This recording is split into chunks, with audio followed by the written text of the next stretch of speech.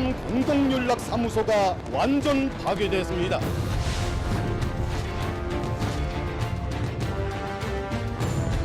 사리 분별 못하는 언행을 우리로서는 더 이상 감내하지 않을 것임을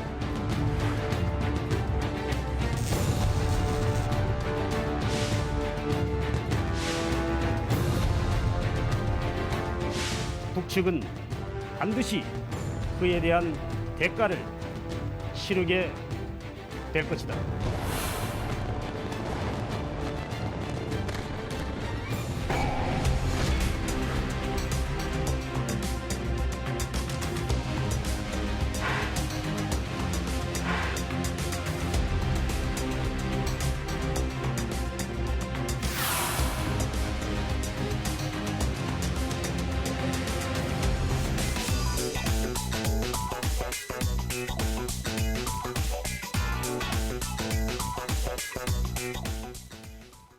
북한 조선중앙통신이 다시 서울 불바다 이야기를 꺼내드렸습니다. 우리 국방부는 도발 시에 대가를 치르게 될 것이다 이렇게 경고했습니다.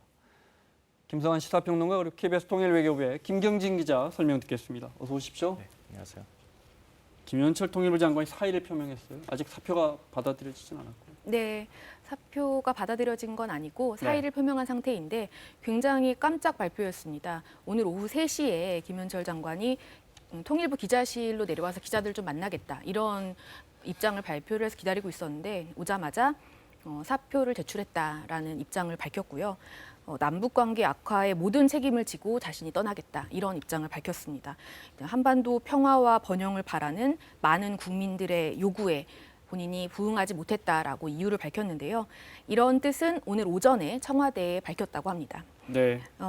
지난해 4월 8일에 취임했거든요. 그러니까 한 1년 2개월 만에 네. 사표를 내게 됐습니다. 네. 자, 앞서 보셨지만 북한이 어제 폭파한 남북 연락사무소의 폭파 장면을 공개했습니다. 네, 볼까요? 영상 보겠습니다. 우리는 남조선 당국의 태도를 지켜보면서 차후 처신 처사 여부에 따라 면속적인 대적 행동 조치들의 강도와 결행 시기를 정할 것입니다.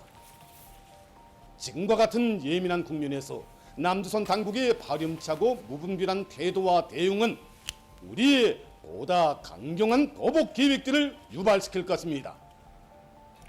자, 영상 이어서 보겠습니다. 네, 지금 보시는 건물 4층짜리 저게 바로 이 연락사무소죠. 연락사무소입니다. 지금 이게 북한 방송 시작하자마자인데 보시면 순식간에 펑 하는 소리와 함께 폭발하고요.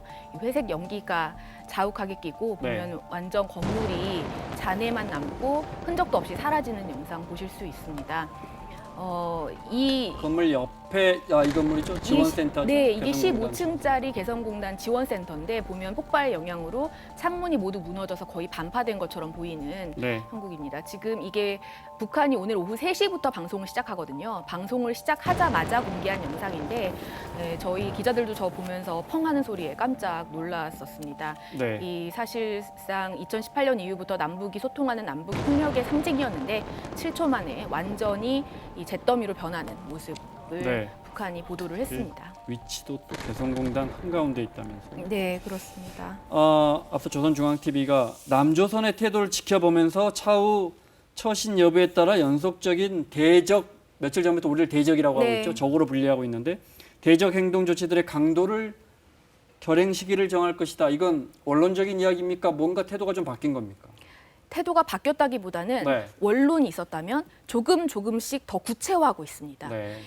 시작은 4일이었어요. 김여정 노동당 그랬죠. 제1부부장이 자신들이 할 행동에 큰 굵직굵직한 내용들을 이야기했습니다. 예를 들면은 개성공단 철거, 그리고 남북공동사무소의 네. 이 완전한 폐기 등등등을 쭉쭉 언급했는데 이런 것들을 하나하나씩 현실화하고 있고 그 권한을 노동당의 총이 아니라 이 군부, 총참모부에 이양을 해서 총참모부가 그것에 대해서 의지를 밝혔고 네. 그리고 오늘 아침에는 총참모부가 구체적인 세부 계획을 언급을 했습니다. 이런 식으로 나아가고 있다 보시면 돼요.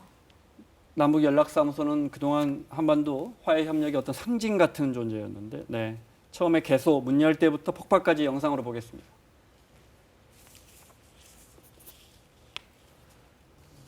24시간 365일 직접 협의할 수 있게 되었습니다. 남북 공동연락사무소는 민족 공동 번영의 산실이 되고자 합니다. 우리 결의에게 북한함을 하나로 이어지는 뜨거운 혈맥으로 안겨지고 있습니다. 조선반도의 평화와 번영, 통일을 향하여 큰 보폭을 내짚을 수 있게 되었습니다.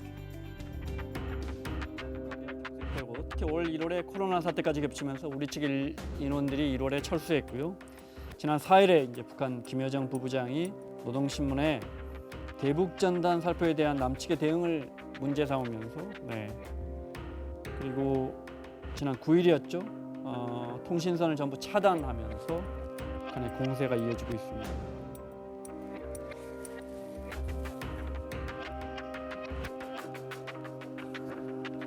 이번 조치는 남조선 것들과의 일체 접촉 공간을 완전 격피하고 불필요한 것들을 없애버리기로 결심한 첫 단계의 행동이다. 그리고 지난 13일에 머지않아 연락사무소가 형체도 없이 무너지는 비참한 광경을 보게 될 것이라고 담화를 냈는데 사흘 만에 어제 실제 연락사무소를 폭파했습니다.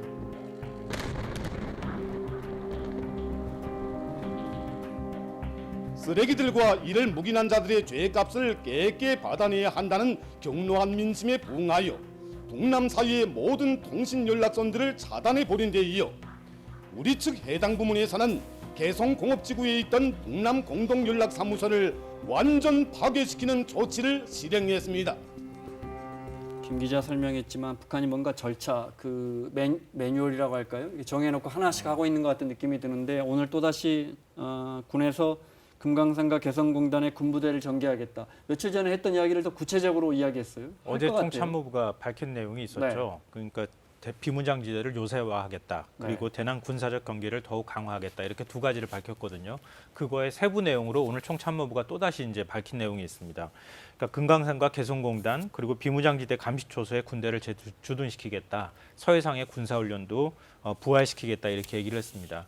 이거는 이제 앞서 굉장히 중요한 지점을 말씀해 주셨는데요. 지난 4일 그 김여정 부부장이 대북전단 비난할 때 그때 큰 몇 가지 사실들을 얘기했었거든요. 근데 그 사실이 뭐냐면은 공동연락사무소를 폐쇄하겠다. 개성공업지구를 완전 철거하겠다. 그리고 금강산 관광을 폐지하고 그리고 남북 군사 합의를 폐기하겠다. 이렇게 네 가지를 얘기했습니다.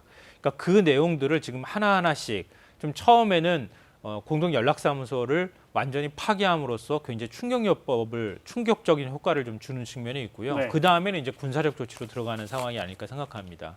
그래서 기존의 금강산 금강산 지구하고 그 다음에 개성공단에 원래 군부대가 주둔하고 있었는데 원상태로 되돌리겠다고 하는 의지를 이번에 밝힌 거라고 볼 수 있습니다. 원상태로 되돌리려면 공장을 철거해야 할 거 아닙니까?